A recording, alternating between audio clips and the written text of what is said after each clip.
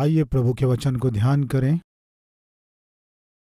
प्रियो, 1962वें वर्ष में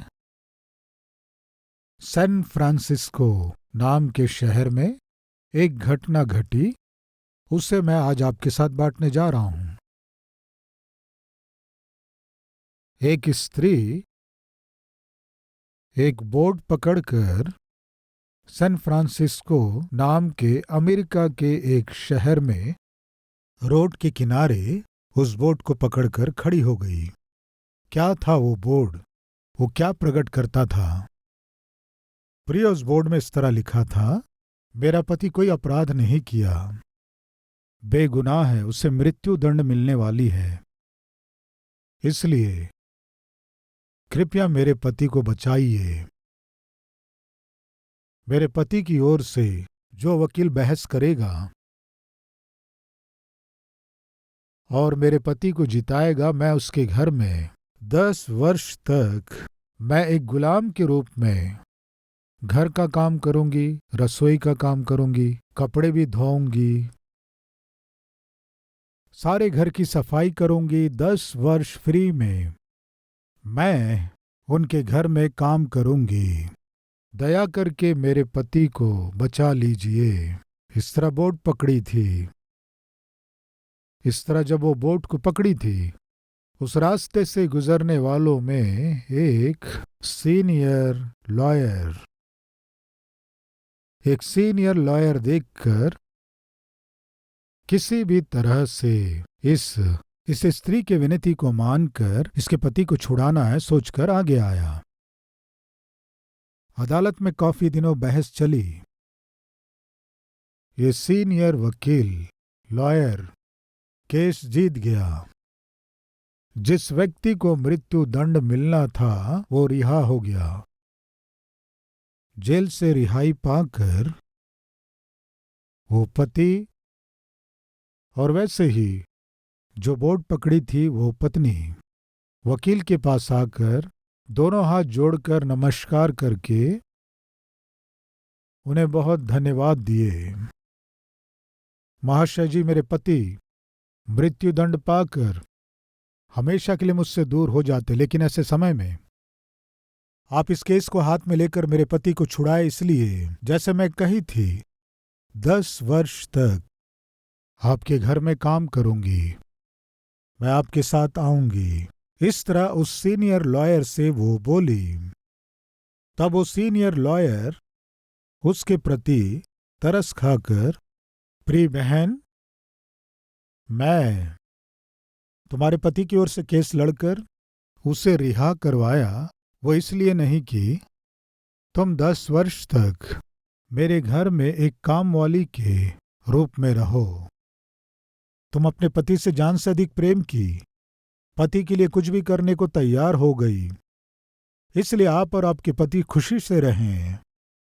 मैं मुफ्त में तुम्हारे पति के केस को लड़कर उसे मृत्यु दंड से मैं बचाया। बहन, तुम्हें मेरे घर में नौकर के रूप में रहने की आवश्यकता नहीं है, खुशी से अपने पति के साथ जी सकती हो। इस तरह उसने कहा। प्रिय भाइयों और बहनों, कृपया सुनिए। वो वकील जो उस व्यक्ति का केस लड़ा था, किसकी ओर से केस लड़ा था? एक व्यक्ति जो बिल्कुल निर्दोष था, उसकी ओर से। लेकिन उससे भी बड़े एक वकील से आपका परिचय कराना चाहता हूं। कृपया सुनिए। दोषी मनुष्य की ओर से, जो पापमय काम किया उस मनुष्य की ओर से, जिसने गलत काम किया उस मनुष्य की ओर से, बेकार के गंदे काम जिसने किया उस मनुष्य की ओर से, उस मनुष्य को जो दंड मिलना था उस दंड से उसे छुड़ाकर उस मनुष्य को बचाने के लिए स्वर्ग से आए हुए उद्धारकर्ता प्रभु यीशु मसीह के विषय में आज मैं बताने जा रहा हूं। वो वकील एक निर्दोष व्यक्ति को छुड़ाने की कोशिश किया है, तो मेरा प्रभु यीशु मसीह पापी मनुष्य को छुटकारा देने के लिए 2000 वर्ष पहले इस धरती में आया। आज मैं आपसे एक प्रश्न करना चाहता हूं। यीशु मसीह इस धरती में किस कारण से आए? धर्मियों को बचाने आए या फिर पापियों को बचाने आए? क्या आप बता सकते हैं? पापियों को बचाने के लिए यीशु मसीह इस धरती में आए। तो फिर आज हमारे बीच कोई है क्या मैं पापी हूं कहने वाले हैं तो हाथ दिखाएंगे। मैं पापी हूं कहने वाले हाथ दिखाएंगे। Thank you. मैं कोई पाप नहीं किया, कोई गलती नहीं किया, कोई गुनाह नहीं किया। इस धरती में मैं परम पवित्र हूं कहने वाला कोई है तो अपना हाथ दिखाए। हम परम पवित्र हैं कहने वाले एक ने भी हाथ नहीं दिखाया। यही नहीं, इस धरती में किसी भी देश में जाएं, किसी भी प्रांत में जाएं, मुझ में कोई पाप नहीं है कह के हाथ दिखाने वाला कोई नहीं होगा। यानी आप क्या कह के हाथ दिखा रहे हैं? मैं पापी हूं कहकर हाथ दिखा रहे हैं। तो फिर आपके लिए खुशखबरी, आप जो पापी हैं, आपको बचाने के लिए प्रभु यीशु मसीह इस जगत में आया। तब आप में से कोई कह सकता है, पास्टर जी, यीशु मसीह जगत में पापियों को बचाने आए होंगे, लेकिन मेरे जैसा पापी इस जगत में और दूसरा कोई नहीं है। मैं बहुत बड़ा पापी हूं। प्रभु यीशु मसीह मुझसे प्रेम करे या मुझ जैसे को छुड़ाए, ये आसान नहीं है। इस तरह कहने की स्थिति में से आप गुजर रहे हों या ऐसा जीवन जी रहे हों, आपको मैं एक बात बताना चाहता हूं। मेरे प्रभु यीशु मसीह जिसे क्षमा ना कर सकें, आज तक ऐसा कोई भी पापी इस धरती में जन्म नहीं लिया है। यानी कितने बड़े पापी को भी जो प्रेम कर सकता है, और कितने बड़े पापमय व्यक्ति को भी जो क्षमा कर सकता है, और कितने बड़े पापी को भी जो पवित्र कर सकता है, वो महान सामर्थ मेरे प्रभु यीशु मसीह में हम देखते हैं। आज यदि हम अपने जीवन को जांच कर देखें तो कैसे समाज में हम जी रहे हैं, पापमय समाज में हम जी रहे हैं। अधर्म और बुराई, अपवित्रता, अन्याय, बेईमानी दिन प्रतिदिन बढ़ती जा रही है। ऐसे संसार में हम जी रहे हैं। प्रिय, एक पति, पत्नी और बच्चे मुझसे मिले।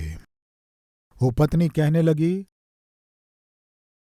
पास्टर जी, हमारे बीमारी के लिए प्रार्थना कीजिए कि परमेश्वर हम पर तरस खाए। इस तरह बोली। बहन, प्रार्थना करूंगा, लेकिन आप किस बीमारी से दुख उठा रहे हैं? अगर बता सकती हो तो बताओ। तब उस बहन ने कहा, मेरे पति से मैं बहुत बार बोली, मेरी सुनता नहीं था। मेरा पति व्यभिचार करके एड्स बीमारी को मोल लिया और उसे मुझे भी लगा दिया।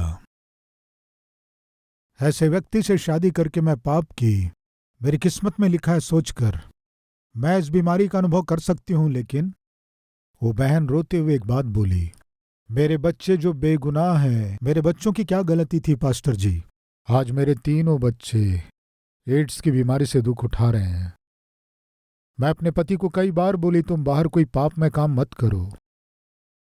उसका हाथ पैर जोड़कर मैं बोली, तुम वेश्याओं के पास मत जाओ। मेरी बात नहीं सुना।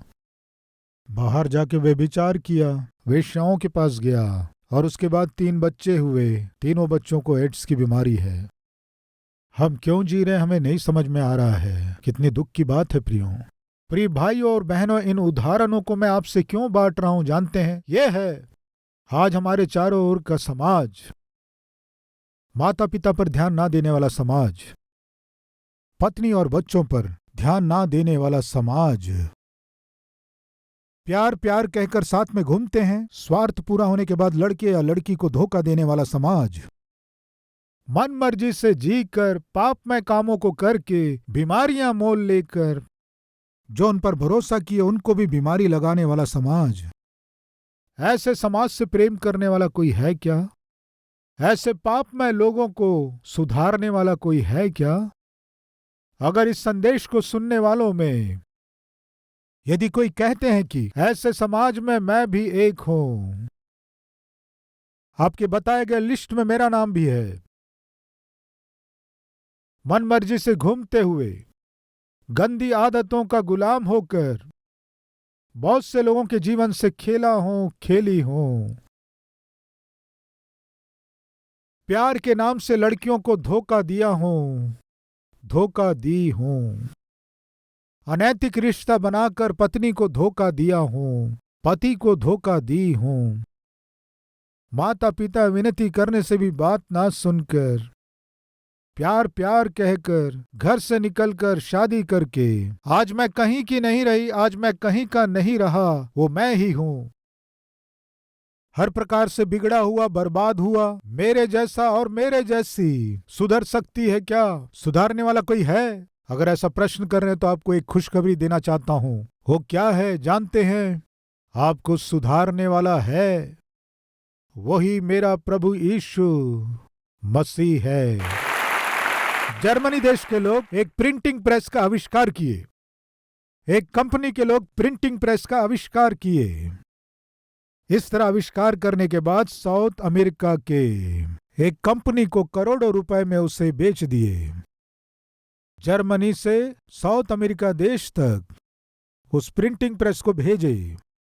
उसके बाद साउथ अमेरिका में उस कंपनी के लोग उस मशीन को इंस्टॉल करके जब वे प्रिंटिंग करने की कोशिश किए तो प्रिंटिंग मशीन काम नहीं किया।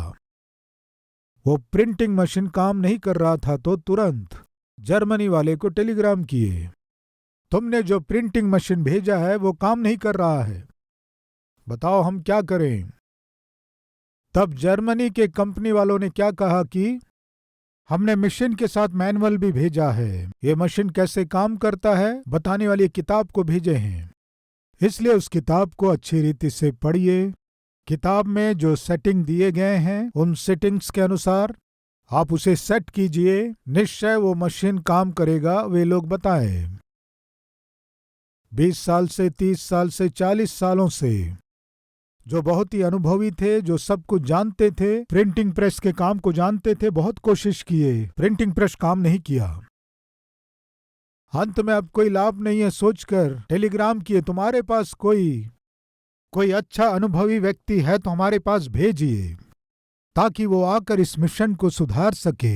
इस तरह निवेदन किए। उस जर्मनी कंपनी के लोग एक व्यक्ति जो बहुत ही अनुभवी था साउथ अमेरिका में भेजे। वो उसे सुधारने के लिए आ गया, लेकिन यहाँ 40 साल 50 साल 60 साल से भी अनुभवी लोग जो बूढ़े थे वे उसे इंस्टॉल नहीं कर सके, प्रिंटिंग नहीं कर पाए। उसी समय एक 25 वर्ष या 30 वर्ष का जवान लड़का जब जर्मनी देश से आया, ये बड़े बड़े लोग उसे ऊपर से नीचे तक देखे। क्यों बाबू, जर्मनी से तुम ही आए हो? हाँ जी, मैं ही आया हूँ। क्या बात है, इस प्रिंटिंग प्रेस को सुधारने वाले तुम ही हो क्या? हाँ, सुधारने के लिए मुझे भेजे हैं। ठीक है बेटा, हमारे अनुभव जितनी भी नहीं है तुम्हारी उम्र, तुम क्या सुधारोगे कहकर उसे प्रिंटिंग प्रेस को छूने तक नहीं दिए। तुमसे क्या होगा बेटे कहकर प्रिंटिंग प्रेस के पास आने नहीं दिए, छूने नहीं दिए, बाहर जाकर बैठो बोले। वो आया लेकिन उसे अनुमति नहीं दिए प्रिंटिंग प्रेस को सुधारने के लिए। तब ये साउथ अमेरिका के कंपनी वाले फिर से जर्मनी की कंपनी को टेलीग्राम किए। क्या है जानते हैं? जो काम नहीं कर रहा है प्रिंटिंग प्रेस, उसे सुधारने के लिए एक अनुभवी व्यक्ति को भेजो कहने से लड़के को क्यों भेजे? 20 30 40 साल का अनुभव है हमारा, हमसे ही नहीं हो रहा तो लड़का क्या करेगा? कृपया एक अनुभवी व्यक्ति को भेजिए कहकर टेलीग्राम किए। वो जर्मनी कंपनी के लोग क्या उत्तर दिए जानते हैं? तुमने जो प्रिंटिंग प्रेस खरीदा है काम करने योग्य बनाना है तो इस धरती में इस लड़के के अलावा और कोई सुधार नहीं सकता। कारण क्या है कि ये लड़का ही आपके खरीदे गए प्रिंटिंग प्रेस का आविष्कार किया है। अगर यही ठीक नहीं कर पाए, अगर यही सुधार नहीं पाए तो और किसी के द्वारा संभव नहीं है। प्रिंटिंग प्रेस की जिसने आविष्कार किया उस आविष्कारक को पास न आने देकर, उसे सुधारने नहीं दिए, उसे दूर रखे, तो उस प्रिंटिंग प्रेस को कौन सुधारेगा? प्रिय भाइयों और बहनों, 2000 वर्ष पहले बिल्कुल यही हुआ। पाप के कारण, अपराधों के कारण, अपवित्रता के कारण नाश हो चुके हमारे जीवनों को, बर्बाद हो चुके हमारे जीवनों को, सुख को खो चुके, खुशी को खो चुके, समृद्धि को खो चुके, आनंद को खो चुके, शांति को खो चुके, सारे मनुष्यों के साथ के मेल मिलाप को खो चुके और हर प्रकार से बिगड़े हुए बर्बाद हुए मनुष्य को सुधारने के लिए परमेश्वर अपने प्रिय पुत्र यीशु मसीह को भेजा। क्यों जानते हैं? वो यीशु सारी सृष्टि का सृष्टि करता है, इसलिए इस धरती में जो कुछ है यीशु मसीह ने सृष्टि किया है, इसलिए मनुष्य की सृष्टि प्रभु ने किया है, इसलिए उस मनुष्य को बचाने के लिए, उसे सुधारने के लिए, वो मनुष्य नरक में ना जाए, उसे स्वर्ग ले जाने के लिए परमेश्वर ही उतर आया। वो परमेश्वर ही है, प्रभु यीशु मसीह। आज हमारे बीच कोई है क्या ये कहने वाले, मैं सुधरने की आशा कर रहा हूँ, मेरा जीवन अच्छा रहना है आशा कर रहा हूँ, जीवन के 4 दिन सुख और शांति से रहने की आशा मैं कर रहा हूँ, कहने वाले कोई है तो हाथ दिखाएंगे। तो फिर प्रिय भाई और बहन, मुझको और आपको या फिर हम सबको केवल एक काम करना, जो हमें सुधारने के लिए इस धरती पर आया, उस यीशु को अपना जीवन अर्पण करना है। क्यों जानते हैं? उस प्रभु ने ही तो हमारी सृष्टि की है, उस प्रभु ने ही तो हमें बनाया है और हमें ये जीवन अनुग्रहित किया है। अगर वो प्रभु ही आपको सुधारेगा नहीं तो आपको फिर कौन सुधारेगा? मेरा जीवन अच्छा रहना है, मेरा परिवार अच्छा रहना है, मेरे बच्चे अच्छे रहना है, जीवन के 4 दिन अच्छे से रहना है, खुशहाल जीवन जीना, अच्छे व्यवहार के साथ जीना है, ऐसी आशा यदि आप कर रहे हैं तो आज तक आप जितने भी बिगड़े हों, बुरे हो चुके हों, कितना भी अधिक पतित हो चुके हों, आपके जीवन को प्रभु को सौंपेंगे तो मुझको, हमको, आपको उसी प्रभु ने बनाया है, इसलिए सुधारने के लिए केवल वे ही सामर्थ्य हैं, इसलिए आपको निश्चय अपना जीवन प्रभु को अर्पण करना है। साउथ अमेरिका वाले क्या गलती की ये जानते हैं? जिसने उस प्रिंटिंग प्रेस का आविष्कार किया, जब उसे सुधारने के लिए वो व्यक्ति आया तो उसे छूने नहीं दिए। जो मुझको और आपको सुधारने के लिए स्वर्ग छोड़कर इस धरती में आया, उस यीशु मसीह को अपना जीवन अर्पण नहीं करेंगे तो हम कैसे सुधरेंगे? आपको सुधारने के लिए ही, आपके ऊपर आए हुए दंड को दूर करने के लिए ही, नरक में डाले जाने वाले दंड से बचाने के लिए यीशु इस संसार में आया। तो मुझको और आपको क्या करना है? उस प्रभु के एक अवसर देना है, मेरे और आपके जीवन को सुधार सके एक अवसर देना है। अवसर देने से क्या होगा? आपके जीवन को सुधार देगा। आपको केवल एक काम करना है, आपका जीवन जैसा है वैसा ही मेरे प्रभु को अर्पण करेंगे तो काफी है। वो एक पहाड़ी और जंगली प्रांत था। उन पहाड़ों के बीच एक कबीला, दूसरी ओर एक और कबीला। इन दोनों कबीले के लोगों के बीच झगड़े होते थे। इस ओर पहाड़ी लोग और उस ओर भी पहाड़ी लोग, और इन लोगों का एक सरदार होता था। उसे सरदार पुकारा जाता था। इस सरदार का और उस सरदार को बिल्कुल जमता नहीं था। एक दिन दाहिनी ओर रहने वाले सरदार के पास एक व्यक्ति दौड़ता हुआ आकर उसके पैरों पर गिरा। गिरकर, स्वामी, आपको ही मुझे बचाना है, आप ही मेरे शरण स्थान है, मेरे प्राणों की रक्षा कीजिए। ये कहकर पांव पर गिरा। क्या हुआ? मुझे मारने के लिए आ रहे हैं स्वामी, मुझे मारना चाहते हैं, आप ही मेरी रक्षा कीजिए, आप ही, आप ही, आप ही कहकर पांव पर गिरा। उसे देखकर सरदार ने कहा, तुम डरो मत, मेरी अनुमति के बिना तुम्हें कुछ नहीं कर पाएंगे। ये कहकर भरोसा दिया। इस बीच बहुत से लोग दौड़ते हुए आए। सरदार, उसे भेजो, उसे हम टुकड़े टुकड़े कर देंगे। इस तरह चिल्ला रहे थे, चीख रहे थे। तब सरदार ने कहा, इसे मैं नहीं भेजूंगा। कारण क्या है कि इसने मेरा शरण मांगा है, मेरे पांव पकड़ा है, रक्षा करो विनती किया है, इसलिए इसे मैं नहीं छोड़ूंगा। सरदार जी, कृपया इसे छोड़ दीजिए। ये कितना दुष्ट है आप नहीं जानते, ये बहुत दुष्ट है। उसे छोड़िए सरदार जी, हम इसे मारेंगे। ये कितना भी दुष्ट हो, बुरा हो, इसने मेरे पांव पकड़ा है, शरण मांगा है, इसलिए इसे मैं नहीं छोड़ूंगा। ये क्या किया है यदि आप जानेंगे तो सरदार जी, स्वयं आप ही इसके टुकड़े टुकड़े कर दोगे। क्या किया है? तब वे कहने लगे, क्या किया है कहने से क्या बताएं हम, आप जिससे बहुत प्रेम करते हैं, आपके इकलौते पुत्र को ये मार डाला है सरदार जी। आपके बेटे को मार दिया है सरदार जी।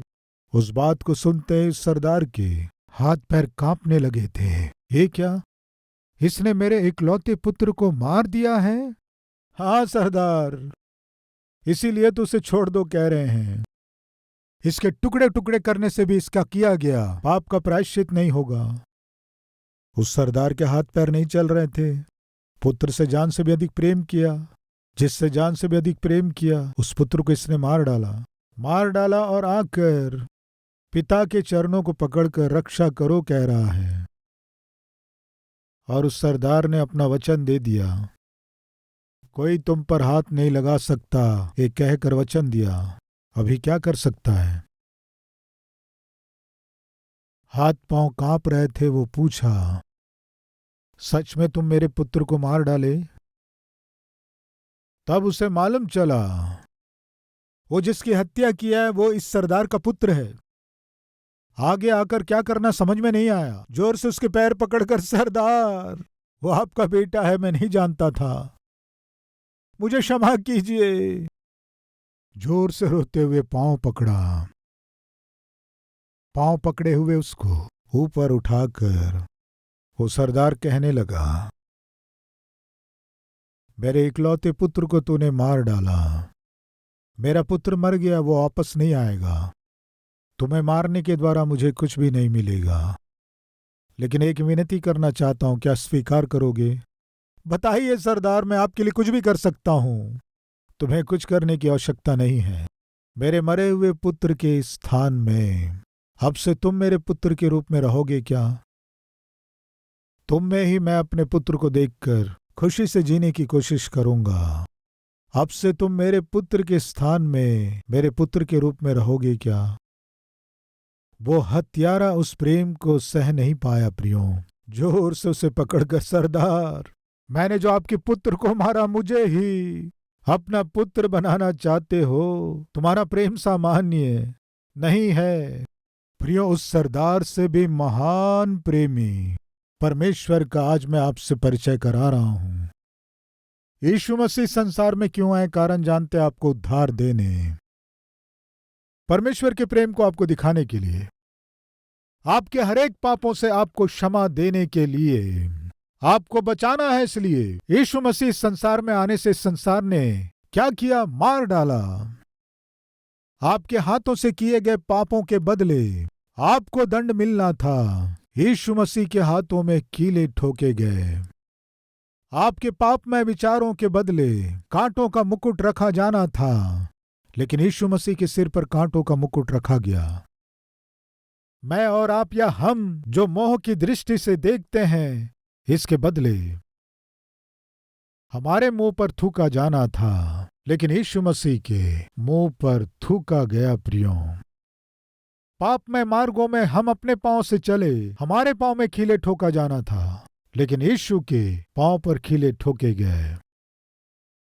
हमारे शरीर को हमने मन मर्जी से बर्बाद किया, हमें दंड मिलना था, लेकिन यीशु जो हमसे प्रेम किया, हमारे लिए 39 कोड़े खाया। गलती हमने की, जिसने कोई पाप नहीं किया वो यीशु मसीह है। आपको बचाने संसार में आने से संसार क्या किया जानते? संसार कितनी बुरी है जानते हैं? परमेश्वर के पुत्र को ही मार डाला। परमेश्वर के पुत्र को ही मेरे और आपके पाप मार डाले हैं, तो परमेश्वर हमें क्या करना है? दंड देकर नरक में डाल देना है। लेकिन वो परमेश्वर क्या कह रहे हैं जानते हैं? मैं तुमसे कितना प्रेम किया जानते हैं? मेरे पुत्र से भी बढ़कर तुम जैसे पापी व्यक्ति से अधिक प्रेम किया। इसीलिए मेरे पुत्र को मृत्यु के हाथों सौंपकर तुम्हें अपने पुत्र के रूप में स्वीकार कर रहा हूं। आज तुम अपना जीवन मुझे दोगे क्या? मेरे पुत्र के स्थान में तुम रहोगे? मेरे पुत्र के समान क्या तुम जियोगे? जिस यीशु को पापी मनुष्य ने मार डाला, उस यीशु के समान मैं और आप जिए। परमेश्वर आज पूछ रहे हैं, मेरे पुत्र को मार डाले, मेरे पुत्र के समान क्या तुम जियोगे? मेरे पुत्र के समान क्या तुम जियोगे? पुत्र को मारने पर भी वो प्रभु सृष्टि करता है, सर्व सामर्थी है। इसलिए तीसरे दिन प्रभु मृत्यु से जयवंत होकर जी उठा। प्रभु जी उठकर कह रहा है, मैं तुम्हारे लिए जगह तैयार करने जा रहा हूँ। स्वर्ग में तुम्हारे लिए स्थान तैयार करने के बाद वापस आऊंगा। तुम्हें भी मेरे साथ स्वर्ग में रहना है। तुम्हें मैं अपने साथ स्वर्ग ले जाऊंगा। इस धरती में मेरे पुत्र बनकर जियोगे। परमेश्वर पूछ रहे हैं, आपका उत्तर क्या है? यीशु मसीह को मार डालने के बाद भी परमेश्वर कितना प्रेमी है जानते हैं।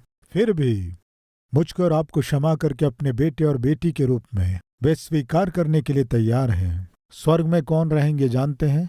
परमेश्वर। और कौन रहेंगे जानते हैं? परमेश्वर के बच्चे रहेंगे। मुझको और आपको स्वर्ग जाना है तो मुझको और आपको परमेश्वर के बच्चे बनना है। वही परमेश्वर कह रहा है, मैं तुम्हें अपना बेटा या बेटी बनाऊंगा, स्वर्ग में अपने साथ रखूंगा। अपना जीवन मुझे दोगे क्या? उसे मैं सुधारूंगा। आज हमारे बीच कोई है क्या? मेरा जीवन भी अच्छा रहना है, सुधरना है।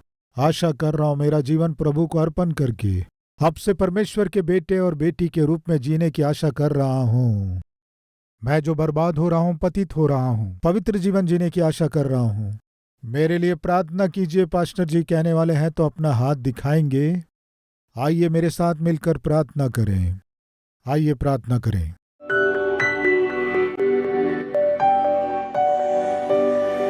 महान पवित्र प्रेमी परमेश्वर पिता,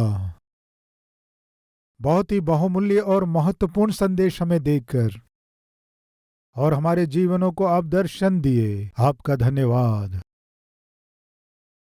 पाप हमने किया, पाप का दंड भी हमें मिलना था, नरक हमें जाना था, मरना हमें था, लेकिन हमें जान से भी अधिक प्रेम किए। इसलिए पिता, हमारे लिए इस जगत में आकर, हमारे लिए मरकर, हमें जो मृत्यु दंड मिलना था उससे हमें छुड़ाकर, भयानक नरक में हमें जलना था, हमें वहां से छुड़ाकर अनंत जीवन के वारिस हमें बनाने के लिए, हमें सुधारने के लिए इस जगत में आए। पिता, हम आपका धन्यवाद करते हैं। मनुष्य की सृष्टि आपने ही किया, इसलिए उस बिगड़े हुए मनुष्य को सुधार पाने वाले महान परमेश्वर आप ही हैं। इसलिए जितने लोग पुकार रहे हैं, यीशु हमें सुधारिए, मेरे विचार बिगड़ गए हैं, मेरी आंखें बिगड़ गई हैं, मेरा जीवन बिगड़ गया है, मेरा शरीर बिगड़ गया है, ठीक कीजिए। इस तरह जो जो इस समय प्रार्थना कर रहे हैं, हर एक जन की प्रार्थना सुनकर इसी समय उनके जीवन में आकर उन्हें पवित्र करके उपयोगी बनाइए, पवित्र बना दीजिए। पिता, यीशु के नाम से मांगते हैं पिता, आमीन। इस डेली डिवोशन के द्वारा आप आशीष पाएं तो अपने मित्रों को शेयर कीजिए, लाइक कीजिए, कमेंट कीजिए। प्रभु आपको आशीष दे। शलोम।